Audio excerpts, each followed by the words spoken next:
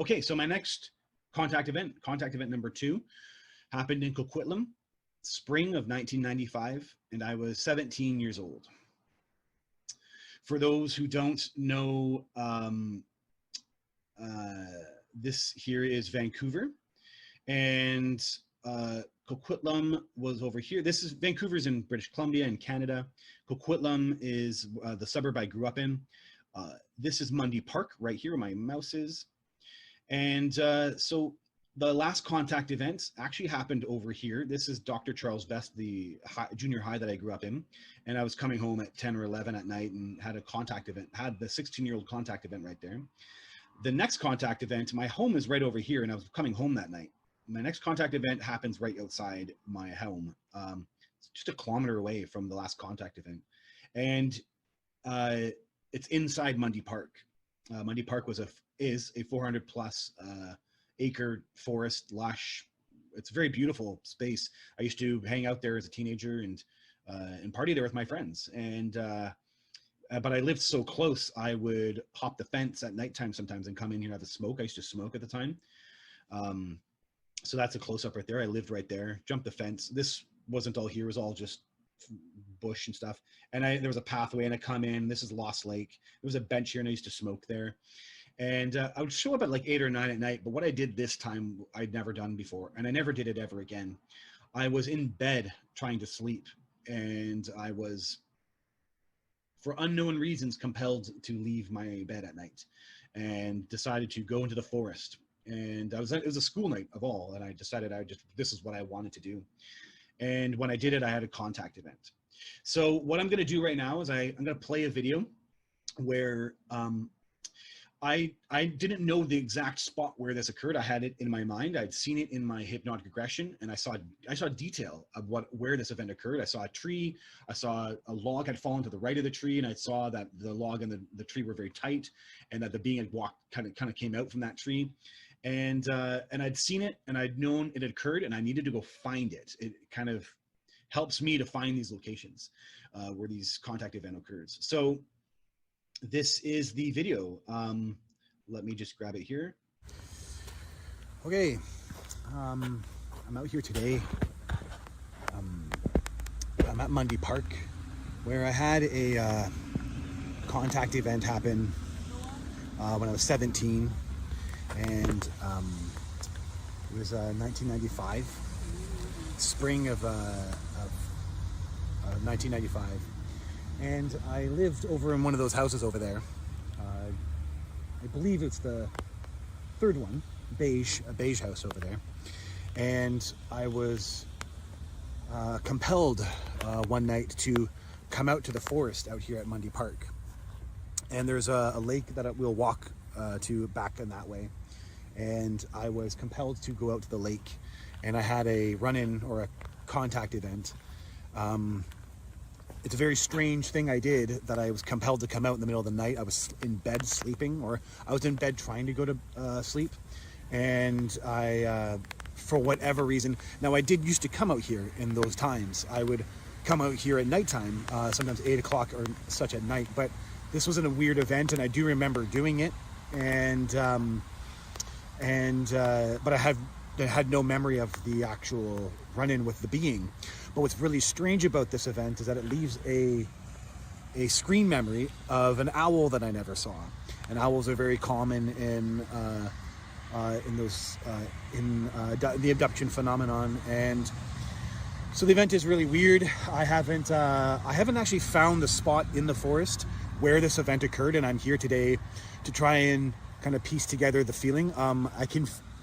Anyway, this was never here back in 1995. This parking lot wasn't here. The road, Mariner Way, was here.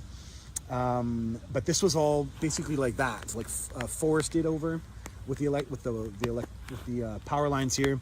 And then there was a dirt path that came from the lights, a dirt path that would lead you to the park. The park is more developed than it used to be. But we're gonna take a walk into there now.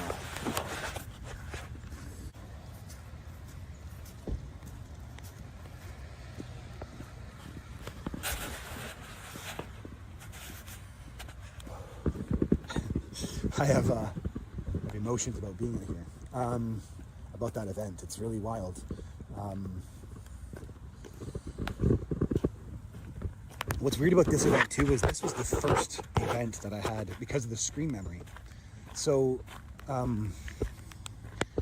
actually, it's really bizarre, but the screen memory is of an owl in these trees up here. Of course, when I say that, I've never seen an owl in these trees. Being a nature enthusiast, I know my first sighting of bears, cougars, an owl, and this was not it. And the owl also has highly reflective eyes, and it never flies away. It's perched here, almost like it's guarding the memory, I guess, in some way. But the eyes are strange and they're reflective. And so we're going in. This is what I would have done. I would have come this way. So I'm here to figure out some things. And I would have come to this park bench that's here. But I know I was drawn to go into the forest. And this would have been pitch black, but I was compelled to go into the forest. And it was behind the bench that happened. So I don't know if I walked through the bushes or I walked into a trail.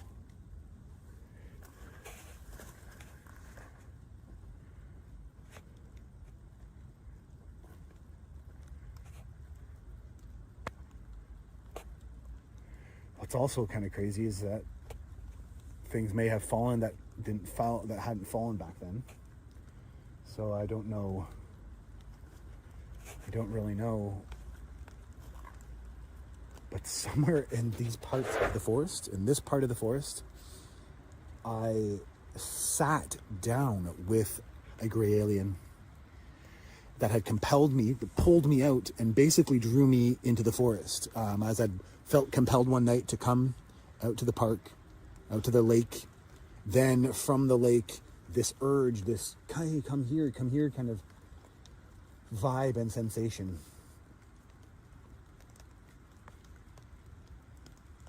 But I don't, so weird. I want to get around this, kind of comb here a little bit. I don't want to disturb too much of this beauty here.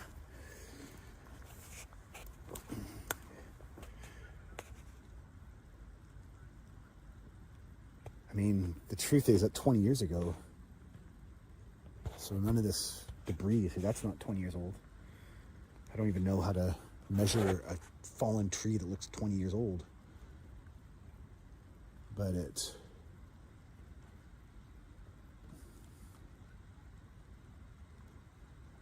See, I'd come out here before, trying to find the spot, trying to figure out what happened. But this is what I believe happened, is that I'm in this area right here, somewhere amongst this area. And I was drawn out by a gray alien, and now it's weird, there's no craft, there's no nothing. And it hid behind one of the trees. And then as I walked up, it basically came out.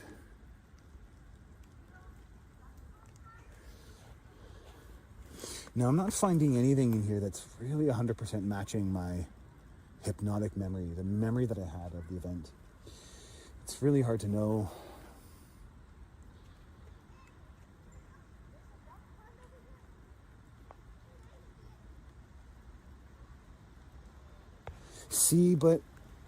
See this, it was something like this. See, this is the memory that I actually have. It's actually something very much like this, that was hiding behind that tree, and that we sat on this log. It was this type of like spot. Now this obviously is grown in, but the idea that, and this is new, so the idea that I would have come through these bushes, and it's a spot like this. It's a spot like this. If this is 20, if this is 20 years old, it's a spot like this that was tight. It was a tight, and then it was hiding behind that, and that we sat here. And I literally sat down with it, and it sat Or maybe, see, this would have not been here at the time. It sat there, or I think a little bit up. It sat there and I sat here.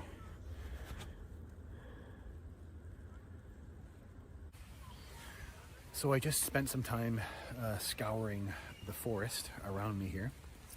And though there are some logs in the same fashion to the right of the tree, everything is not exactly this. It's actually there's nothing tight. Everything has a bit more space than my memory confirms. And also all the trees look like they are younger than 25 years. I was saying 20 years before because I'm in a state as I'm out here. It's 2020, this happened in 1995, so this was 25 years ago. So, but I am more and more and more convinced as I scoured through the forest here, looking at the trees and looking at everything, that this was the spot. I would say I've increased this to about an 80% for me. This matches everything. And it's also close to the bushes. The lake is just right there. Those green bushes right there. There's the path on the lake. So I had come out here, and I had been compelled to be out here, and I find this pretty nuts. Yeah, I'm convinced that a gray alien hid behind that stump. Man, these guys are tiny. I did this. So that's the tree. Here's my size. And that the being was about that tall. Tall to me. My God, man. Like, hello. And everything would be tiny. And it sat here. And it was a he. And he sat there and I sat there. And this wasn't here. This bush wasn't here. It's just a log.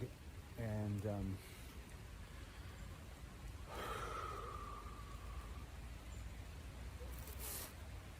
crazy. So let's talk about the detail of what I know occurred here. It was just a catch-up. It was strange. It was we'll be starting this soon. Yeah, it's a strange one. We'll be starting this soon. And I'm actually going to go do hypnotic regression on this event tomorrow alongside another. And yeah, and we'll be starting soon. I was smoking at the time, and I would come out here to smoke. I would come out here at nighttime anyway to smoke. I would come out here and I'd have a cigarette on the bench, and I don't smoke now, but at the time I was smoking, and the alien asked me about it. He asked me and said, so you smoke now, right? Because they were I was in this agreement with them, and I guess that affected my body. I don't know, but they were aware of that detail about my life, and so wacky. And then it's kind of it. I really am convinced the conversation or interaction lasted five minutes, maybe less, and then it was a go on your way. And then he says, okay, go out to the bench, and he talks all through his mind, and he says, go out to the bench. And then I go to the bench, and that's where my mind is basically erased. And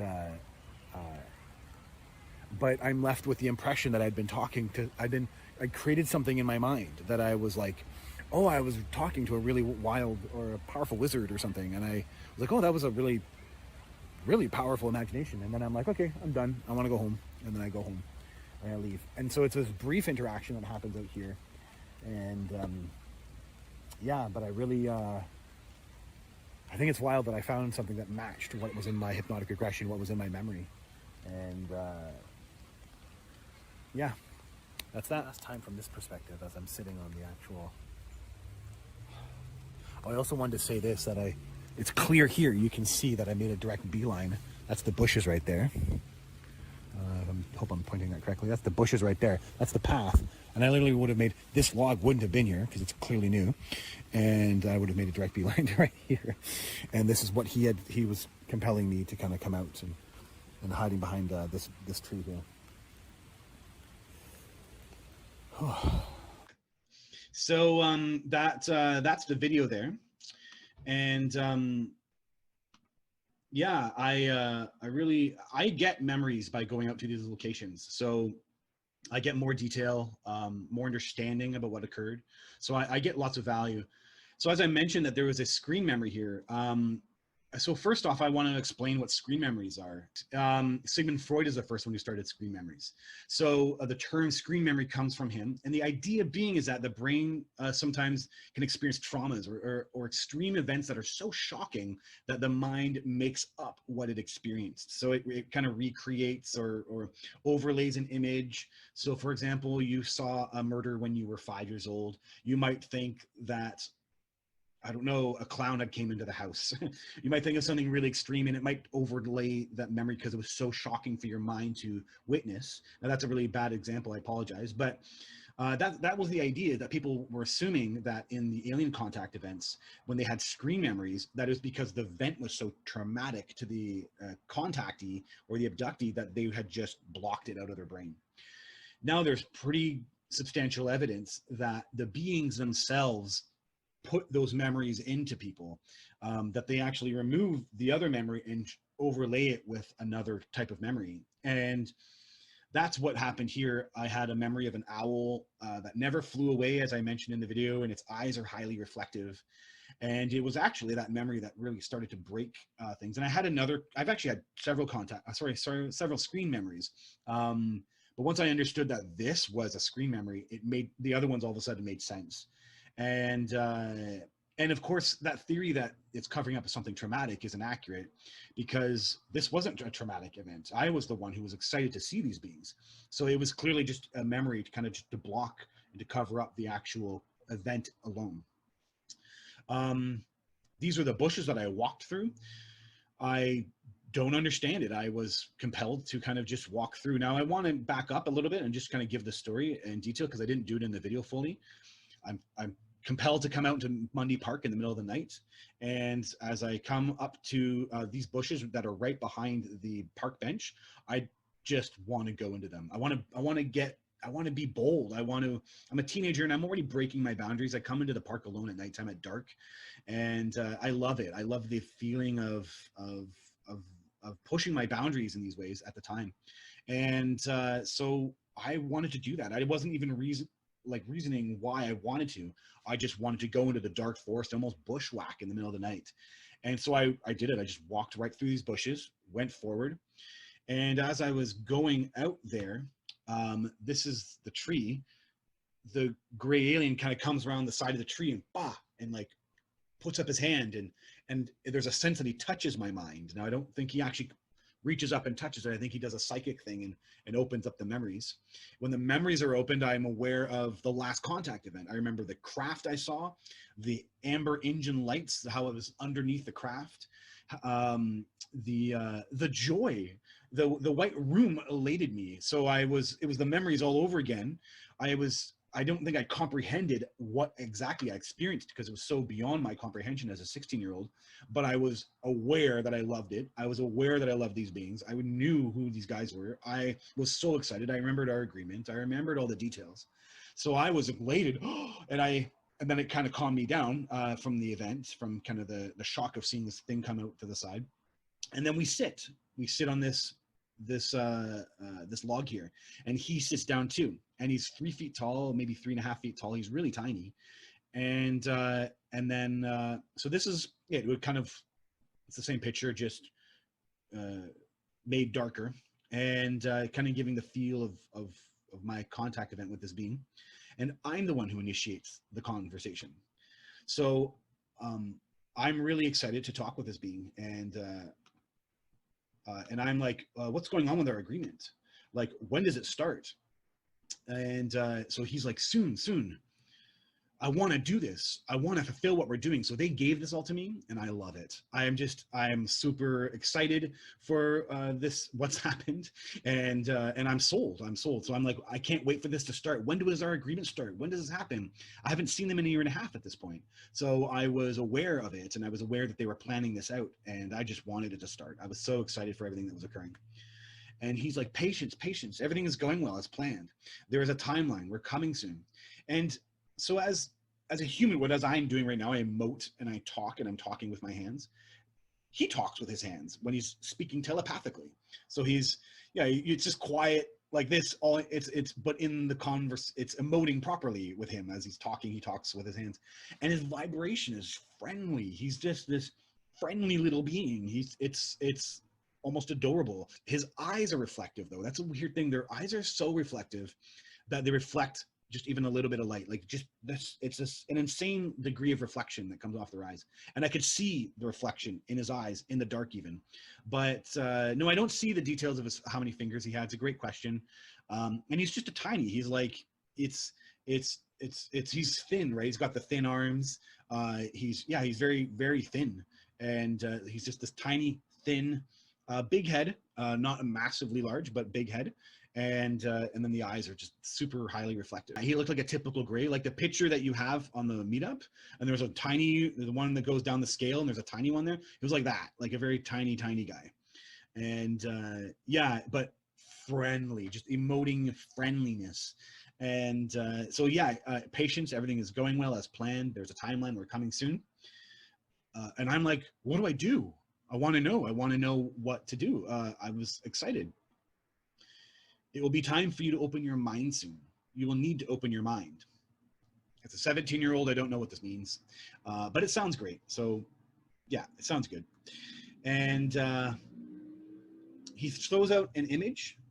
Smoking damages you. He throws out an image of black lungs. I was smoking at the time. And I'm like, oh yeah, it's just a fad. Yeah, like I don't feel sold on it. And so I was smoking, but I didn't really feel even committed to doing it. And I knew that I was doing it because of the trend I was in. And I was like, oh, it'll just be a fad. It's not something I'll continue doing. But he was concerned, or he didn't like that I was smoking. Then he commands me to go sit on the bench. Go sit on the bench. So I said, okay. And I leave the spots. I go back through the forest. I go sit on the bench. And when I do, the memory is taken out. And I mentioned in the video that it's almost like I just was imagining I was having a powerful interaction with a wizard. And I was like, but I was just imagining. I had no knowledge. I'd left the bench or walked behind the bench into the forest. That whole thing was just taken out. And then I'm just compelled to go back home. That's it. I'm done. I don't want to be here anymore. I want to go back to bed. I have to go to school tomorrow. That's it. It's a very tiny event. I have so many large events, especially the last one that occurred in 1993 was so large. This was so tiny as an event. And so I asked the question, like, what was this event all about? I had done 2 hypnotic regressions on it, trying to confirm, like, is this it? Was this the whole event? And yeah, as far as I'm concerned, it is the whole event.